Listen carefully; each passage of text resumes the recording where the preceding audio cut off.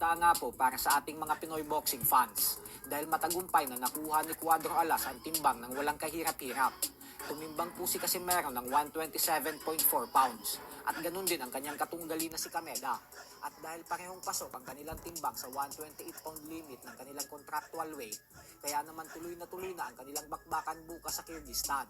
Wala na pong final face-off na naganap, kaya naman salpukan na agad sila bukas. Suportahan po natin si Casimero mga idol. Samantala, wag din po natin kakalimutan na pagkatapos ng laban ni Casimero at Kameda, ay sa sunod na araw naman po gaganapin ang laban ng ating pambato na si undefeated top prospect Kenneth Lover, kung saan makakatapat niya ang veteranong pambato ng Argentina na si Luciano Francisco Baldon.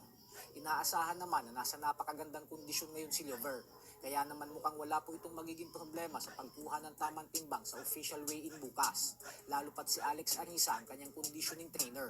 Sa kasalukuyan ay may napakalinis na record si Lover na 15 wins with 10 knockouts at walang talo, kaya suportahan din po natin ang kanyang laban sa linggo upang mapanatili niya ang kanyang undefeated record. At syempre upang mas lalo siyang mapalapit sa pangarap niyang world title fight sa lalong madaling panahon. Sa kabilang banda naman mga idol ay matapos nga pong sabihin ng Pinoy Billiard Rising Star na si JB Sukal na lubos ang kanyang panghihinayang sa pagkatalo niya kahapon sa kamay ng Spanish World Champion na si David Alcaide sa score na 10-9 sa Philippine Open, nang dahil sa hawak niya na umano yung panalo at sadyang nabitawan niya lang daw ito, ay sinabi din nga po ni Sukal na wala daw siyang passport kaya hindi siya makasali sa mga tournament sa ibang bansa. Giit ni Sukal na sana daw ay may tumulong sa kanya sa pag-asikaso ng kanyang passport, nang sa ganun umano ay makasali na siya sa iba pang mga international competitions. Maging si Alcaide na current world rank number 13 ay kahit natalo niya kahapon si Sukal, ay sinabi nito na napahanga daw siya ng gusto kay Sukal. Paliwanag nito na sa kabila daw kasi ng napakabatang edad ni Sukal na 16 years old, ay hindi daw ito nakakaramdam ng kaba at pressure.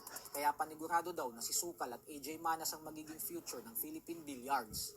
Pinasigundahan naman ni Sukal ang naging pahayag ni Alcaide at sinabing wala daw talaga siyang kaba lumaban at hindi daw siya nakakaramdam ng pressure kasi sanay na daw siya sa money game. So hanggang dito na lang po muna tayo mga idol. Sports Talk PH, kakaiba ang laban ng mga